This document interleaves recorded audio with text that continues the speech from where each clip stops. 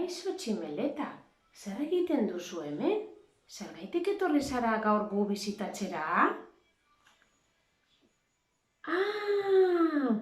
Ipuin bat ekarri diguzu? Eskerrik asko!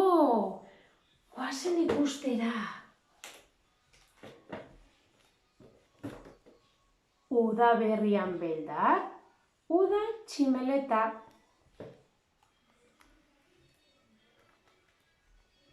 Udaberrian, eguzkia berotzen hasten denean eta zelaietan noretxoak irtetzen hasten direnean eta baita ere txoritxoa jaiotzen hasten direnean, beldarrak ere bere arrautsak raskatzen du, kris-kras eta jaio egiten da.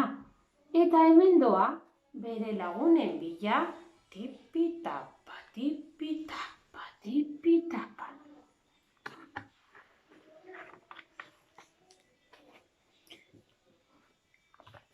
Kaixo lagunok, hemen nago. Kaixo beldarra. Goazen jolastera. Eta beldarrak bere lagunekin, intsektuekin jolastu egiten du. Sorgin orratzarekin, erleekin, marigorringoekin, inurriekin, txoritxoekin, jolastu eta dantzan egiten dute. Oso ondo pasatzen dute elkarrekin.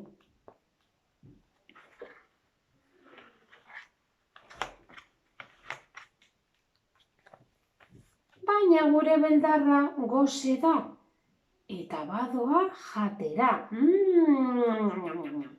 Hosto berde hauek oso gozoak daude. Jan egingo ditut. Beldarrak hostoak jaten ditu.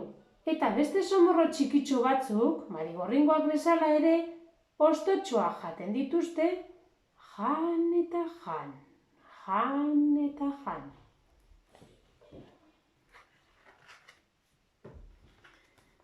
Beldarra berriro ere bere lagunekin jolastera joan da. Eta jolas amaitu denean, lagunek esan diote, agur beldarra, gu bagoaz gure etxera. Eta orduan, egan joan dira. Denak hegoak dituzte eta egan egiten dute. Ai, agur lagunok, agur, ezin nahi zuekin joan, ez daukate gorik, ezin dut egan egin. Eta triste geratu da gure laguna beldarra.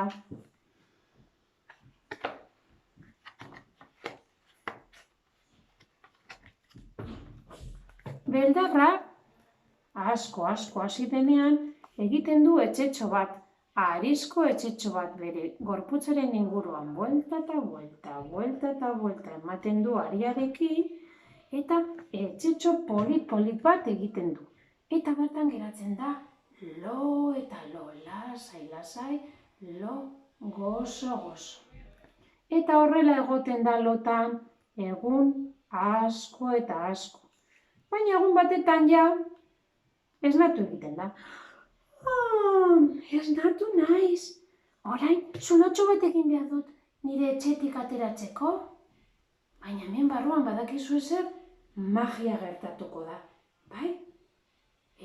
Kanpora ateratzen denean, beldarra magia egingo du. Orduan, zulotxo egiten duenean, ara ateratzen da, eta orain, beldarra tximeleta bihurtu da.